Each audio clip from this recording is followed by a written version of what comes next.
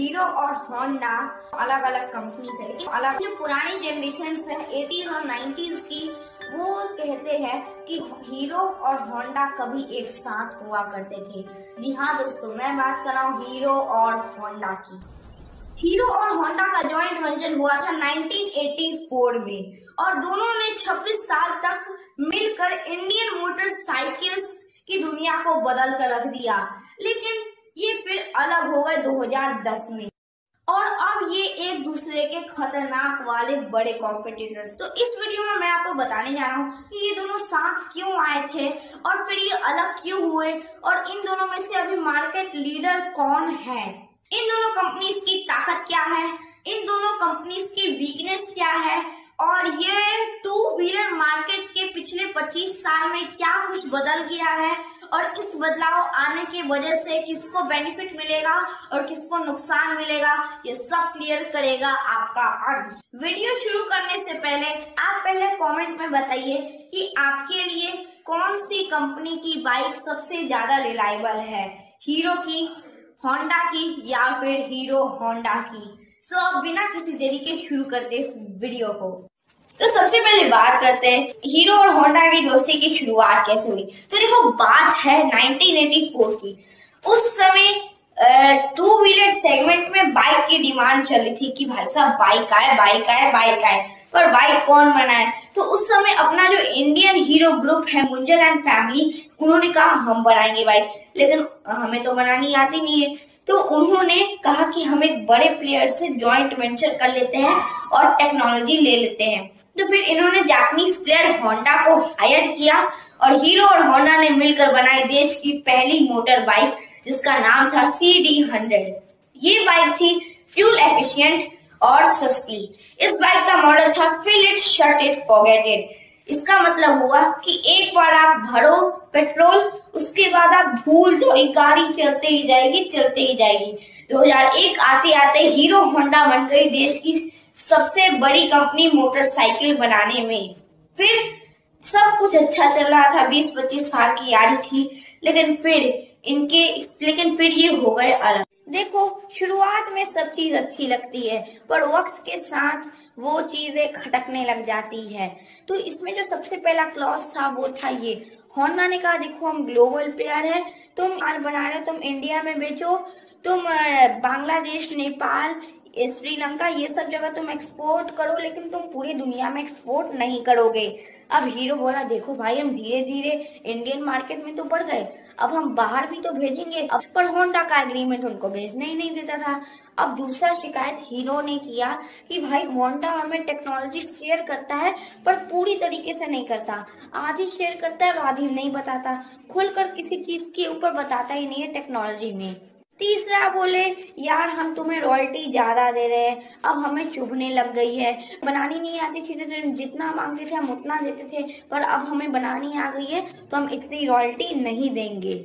फिर चौथा था, होंडा ने कहा हमारी टेक्नोलॉजी से मैं 4 वेंडर्स बताऊंगा, उसी से तुम्हें सामान लेना है, लेकिन हीरो कहता था मुझे तो कहीं और से भी लेना है, उनको लेने नहीं देता था। अब हीरो के भी हाथ बंधे हुए थे, होंडा के भी हाथ बंधे हुए थे और इसकी वजह से अब धीरे धीरे छोटे मोटे डिस्प्यूट होना शुरू हो गए।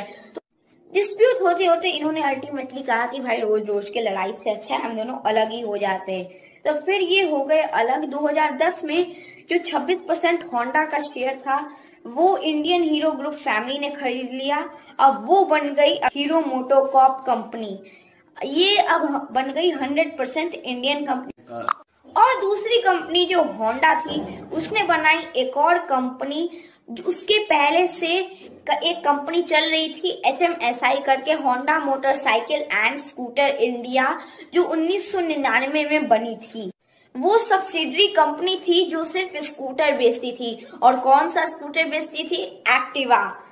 2010 में इनका हो गया टाटा बाय बाय, लेकिन फिर इन्होंने आपस में इतने लंबे समय बिताए थे, 26 साल की यारी थी। तब फिर 2014 में हीरो होंडा को रॉयल्टी भी दे रहा था और होंडा हीरो को टेक्नोलॉजी भी दे रहा था। और फिर 2014 के बाद फिर एकदम खतरनाक गला काट वाला कंपटीशन होने लग गया। तो दोस्तों अब बात करते हैं आज के मार्केट स्थिति के ऊपर और कौन है इस समय का असली मार्केट लीडर। देखो लीडर तो ऑफिशियली हीरो मोटोकॉर्प ही होगा, क्योंकि 1984 में हीरो होंडा जो बाद में हीरो मोटोकॉर्प हो गई है वो है क्योंकि इनके पास है अर्ली मूवमेंट एडवांटेज।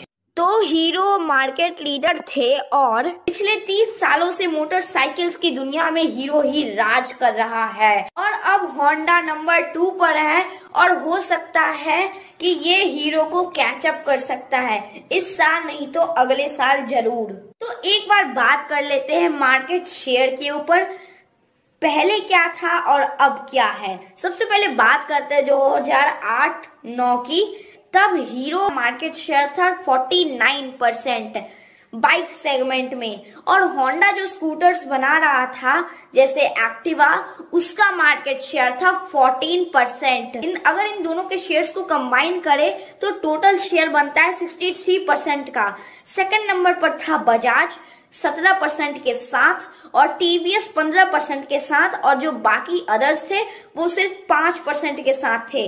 उस समय हीरो का मार्केट शेयर होंडा से 3.5 गुना ज्यादा था। बात करते हैं 2014-15 की, जब हीरो और होंडा अलग हो चुके थे।